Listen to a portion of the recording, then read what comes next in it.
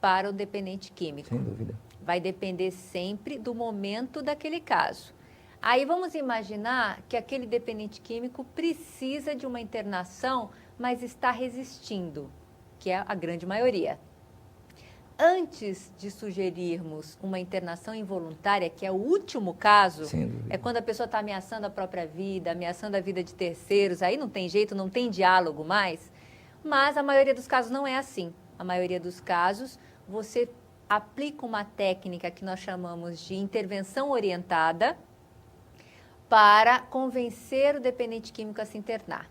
Então, como é que funciona a técnica de intervenção orientada? Sem que o dependente químico saiba, a família e o profissional ensaiam uma reunião para fazer com o dependente químico.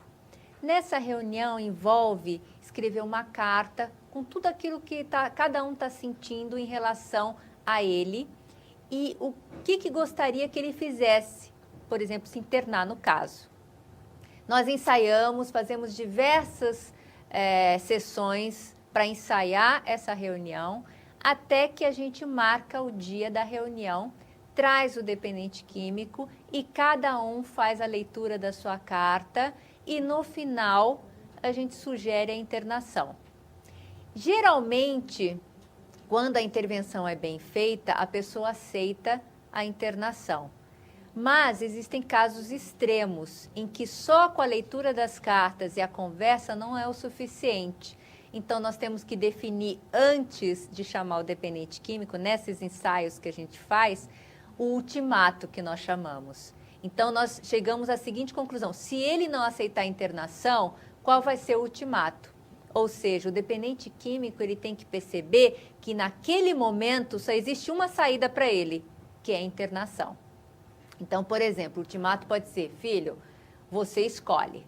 Ou você vai para uma clínica, porque nós estamos conversando com você e tal, e essa clínica, assim, a gente mostra fotos, mostra o site, para também não ficar com aquela imagem de que ele vai para um hospital psiquiátrico, porque não é a verdade. Ou você vai, mesmo você não querendo. Para uma comunidade involuntária. Por exemplo, esse pode ser um ultimato. O ultimato, sem dúvida. E aí ele está percebendo assim, ele não está tendo escolha, ele está tendo uma escolha, que é ir para uma clínica aberta ou para uma clínica fechada. Parabéns, ótimo. Então, isso é uma técnica muito usada. Intervenção orientada, maravilha, gostei da explicação. Muito bom, viu, Valéria? Mas nós temos um público aqui que está, assim, já percebi que tomarei uma conversinha tão louca para fazer uma perguntinha para você. Okay, vamos lá? Okay. Quem é o primeiro a fazer uma pergunta? Seu nome? É Guilherme. Eu queria saber como que a religião pode ajudar no tratamento da dependência química. É uma excelente pergunta, Guilherme.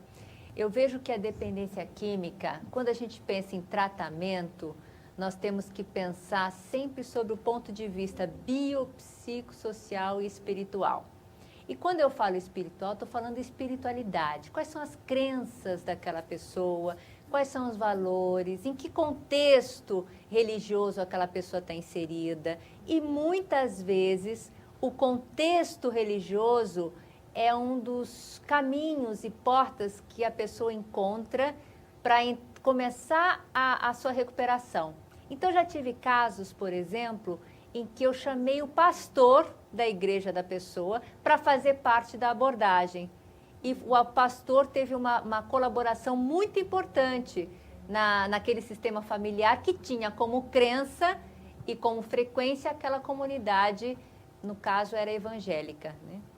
Então, é fundamental na recuperação, tanto quanto você querer tratar do seu físico através do médico, do psicológico através do psicólogo, também os valores e crenças você precisa resgatar na recuperação. Muito bom. Parabéns, Guilherme. Uma boa pergunta. Mais alguém? Mais alguma pergunta? Ninguém? Então eu vou continuar.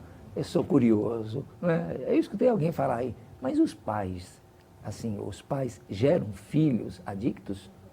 No caso, um pai que tem um comprometimento, que é um usuário abusivo, não necessariamente um dependente, mas às vezes até visto como um dependente, tem muito a ver?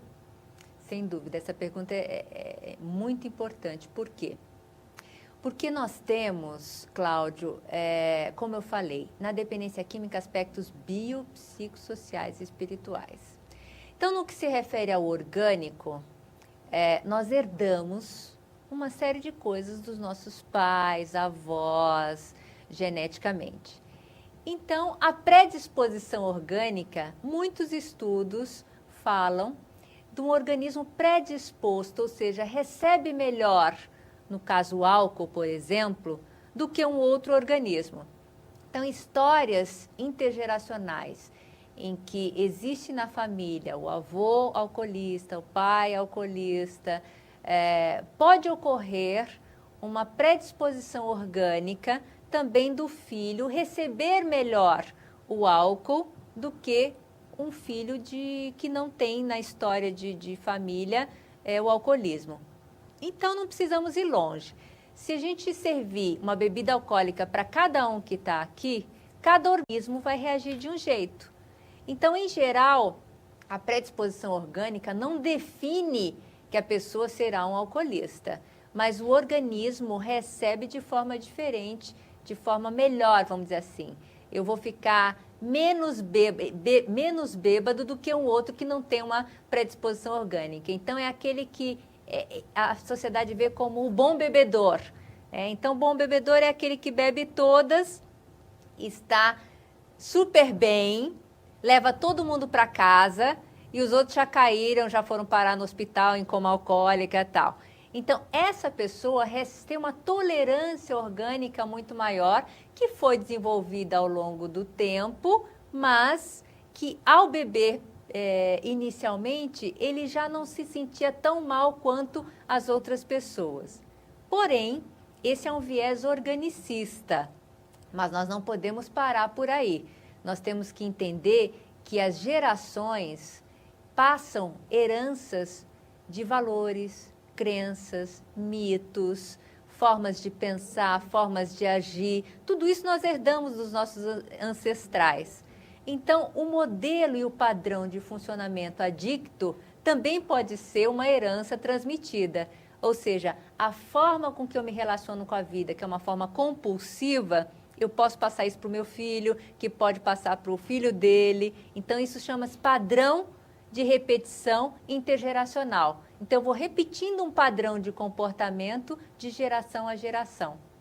Então, resumindo, é possível sim se herdar padrões de funcionamento intergeracional que envolve a drogadicção. Então, alcoolismo, tanto em termos físicos quanto em termos emocionais e familiares. Sem dúvida. Então, a genética, o seu DNA tem um componente aí muito forte, o biológico. O biológico tem um componente, sim, mas não é só isso. Não, com certeza não. Então, aliás, ia até perguntar mais uma outra coisa. A gente vê muitas vezes, a família sabe que o filho está tendo, que pode até ter um problema, principalmente nos dias de hoje. Não se sabe, é um pontinho de interrogação. Sabe-se que um garoto na sua pré-adolescência, adolescência, tem a curiosidade, o grupo, aquela coisa da curiosidade mesmo, da necessidade de pertencer. E o exemplo que a família dá, no caso, numa idade dessa, que o filho pode estar correndo risco, e um pai que bebe abusivamente. Estou dizendo abusivamente, quem não tem todo um caráter de dependência, porque há uma funcionabilidade econômica, afetiva, mas, no caso, o exemplo, até onde estaria influenciando? Influencia muito, porque tudo são mensagens. O que eu passo para os meus filhos são mensagens verbais e não verbais. Então, na hora que eu chego do trabalho, deixa eu beber um uísque para relaxar, eu estou passando uma mensagem para ele. Eu estou dizendo, olha, a droga é um veículo de relaxamento. Então, se eu estou passando essa mensagem, o meu filho pode incorporar essa mensagem e resolver relaxar também com droga. Só que não necessariamente o uísque. De repente, ele pode escolher a maconha. E aí? Aí você vai dizer para ele, não, isso não é legal. Mas como não é legal? Se você chega do trabalho e tem como ritual relaxar através do álcool. Por que eu não posso ter como ritual relaxar através da maconha? Aí fica difícil você contra-argumentar, né? Sem dúvida.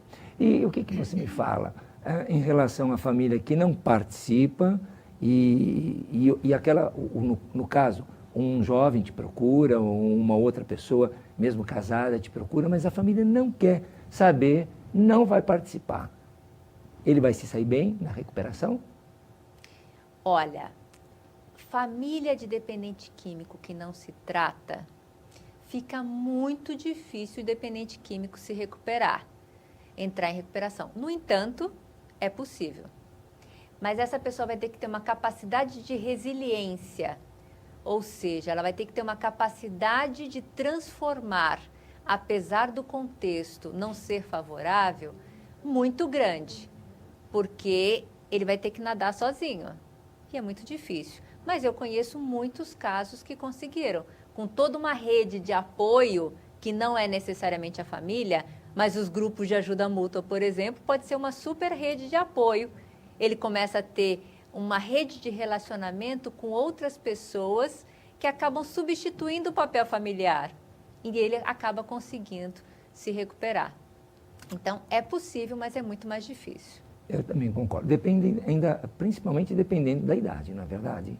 Porque muitas famílias acabam abrindo mão por essa coisa mesmo, vai cansando, o nível econômico, às vezes, como você falou, ele é só bode expiatório, chega um momento que não é mais interessante, há um desfoco, acaba perdendo o foco e lá abre mão. E muitos jovens acabam indo para a rua por esse motivo. Exatamente. Uma coisa que eu falo sempre, Cláudio, a dificuldade familiar, a dependência química na família, é como se a família estivesse brincando de ciranda.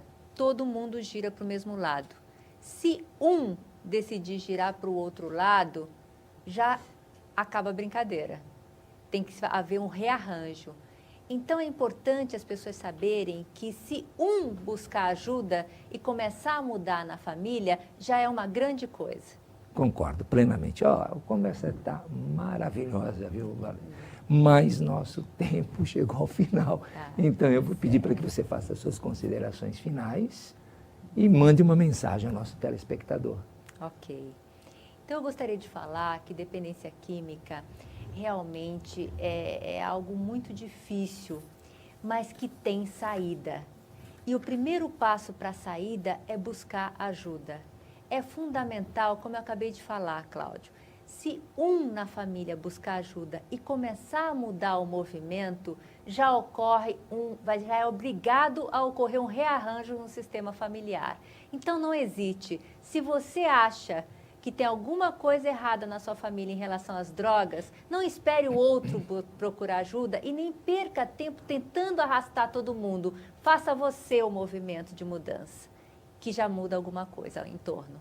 Maravilha, parabéns, explicações muito sensatas. Tenho certeza que todo o nosso telespectador amou a sua presença. Muito obrigado e tenho certeza que será convidado outras vezes, viu? Obrigada pelo convite, foi um prazer conversar com você. Obrigado, Valéria. E falar a você, ao nosso assinante, que esse programa também tem apoio do Instituto Cláudia Mâncio, que também dá apoio aos familiares, codependentes e aos dependentes, também tem apoio da Igreja Betel de Santo André, do Grupo de Voluntariado da NET Cidade e também do nosso amigo Djalma Lorenzini, que tem Espaço Vivo, que sempre manda um arranjo. E nós convidamos a todos os grupos de autoajuda do nosso país, através dos seus especialistas, escolhe um tema, porque o programa Família é um programa democrático. Então, se você tiver um assunto interessante, mande para nós, que teremos prazer em recebê-lo e bater um papo gostoso. Agradeço a Valéria e ao nosso músico e cantor Fábio. Muito obrigado e até o próximo programa.